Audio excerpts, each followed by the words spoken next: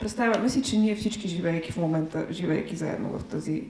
зала, споделяме един общ поток на времето и естествено не го споделяме, защото всеки има свой индивидуален поток на време и чрез своите осезания, рефлексии и така нататък, но и поради различната ос на времето си, в която се намира. И все пак, въпреки това, ние споделяме в момента едно общо време, един общ опит. В същата ситуация сме поставени, разбира се, всеки път, намирайки се с други хора в едно общо пространство, и ние имаме възможност, чрез този контрол-фрикизъм, за който говори Боян, да поразсъждаваме и да го разтворим това общо време, което преживяваме всички ние, и което е нещо, което на всяко едно театрално представление се случва така или иначе, просто ние не му обръщаме внимание, когато не се занимаваме целенасочено с него. Тези тримата герои в нашето видео са от една страна Катрин, Лео и Грета. Те присъстват там със своята история, чрез своите документални снимки и по други начини, със своето физическо присъствие на тези трима души, като себе си, което също, разбира се, е една фикция. И от друга страна, на втора степен, след това присъстват като тези трима герои в тези абсолютно неясни отношения, като че ли намерени там. Това са някакви хора, които обитават очевидно някакво пространство, от някакво време седат заедно там, защото не се сблъскват един за пръв път едни с други. Има някакво натрупване на взаимоотношение, но няма перспектива на взаимоотношенията. Ние не ги виждаме като едни хора, които какво беше, се обичали, разделяли, ще работят заедно, ще се мразят, ще дърбара и така нататък. А са хванати в един абсолютен вакуум на време и пространство, поради факта, че ние имаме възможността с чудото на монтажа да ги прехвърляме през няколко пространства. Няколко снимачни пространства, но и чрез прожекцията, която е била на живо, когато сме заснемали, сме ги прехвърляли, размножавали образа им и самите тях и сме ги прехвърляли от място в място и сме ги връщали напред-назад във времето. И това е свързано с едно начално предполагане, от което по някакъв начин може би почна всичко. Това е трудно да се каже откъде е почнало, че за щастливата случайност, че големите открития, и от тук ще се върнем към чудовищата на Боряна, всъщност се получават в някакви процепи, в които по някой път някакси без да искаш ти минават през периферията и ги забелязваш. Разбира се, най-банално и разпространено, това не го прави чудодеен пример, е феномена на дежавиото, едната теория, разбира се, оптическата за закъснението на образа и разликата в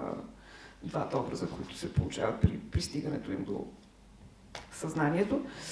Има и други всякакви версии, но дали има някакво ясно физическо, физиологично обяснение за този феномен или няма, това е чудо за нашето възприятие. Изведнъж усещането, което те вади абсолютно от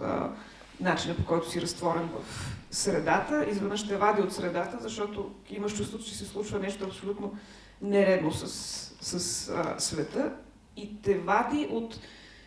чувство на относително спокойствие, в което ти принципно обитаваш средата около себе си. Това, че ти си мислиш, че то е така. Аз живея напред, бъдещето е пред мен, миналото е зад мен, аз съм по средата в сега, пространството има тези физически измерения, закони, с които аз съм свикнал.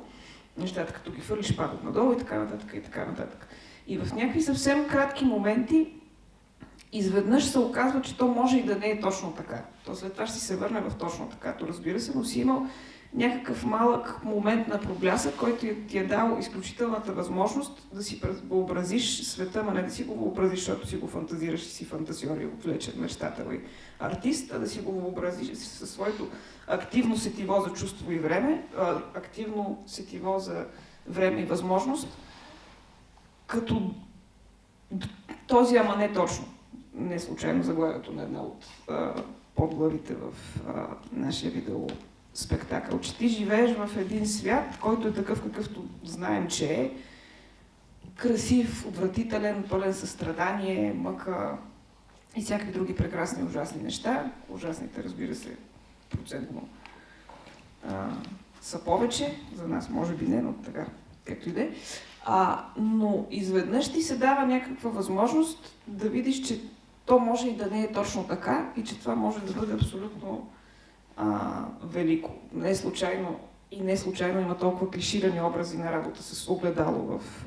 киноисторията и не само, но възможността да се видиш някакси отстрани или да се видиш сниман отзад, от към гърба искам да кажа. Някъде в някакъв филм имаше реплика, така да ми изглежда косата отзад, колко странно, нали, да се видиш по някакъв начин, по който ти не се виждаш въобще принципно и това изведнъж те вади от усещането ти за самия себе си. Феномени като това, като повтаряш една дума 200 пъти, дори 20 пъти, че почва да ти се учи чужда и така нататък. Което, разбира се, е свързано изключително много с историята на театъра, защото не случайно едно от големите събития в театралната история и теория е появата на ефекта на отчуждението на Брехт, което, разбира се, е свързано с един много силен политически жест, но то е свързано и с един много силен екзистенциален жест, защото не е само това, което твърди Брехт за функцията на театъра, че тя е да ти покаже света такъв, какъвто е ти си му свикнал и да те отстрани от него и да ти го покаже като чужд, за да видиш, че това всъщност не е нормално, не е естествено, ти просто си свикнал и си забравил, че има и друга версия, че не е нормално едни човешки същества да експлоатират другия, че това е изключителна ситуация и тя може да бъде преодоляна, стига да има осъзнаване и желание, но това говори за принципното човешко състояние, което театъра го дава тази възможност по един изключителен начин, защото се случва сега и в момента на живо и ти позволява да, нали, защото когато гледаш видеото на видео, може да го спираш, да влизаш, да излизаш, докато театралното действие те хваща неподготвен.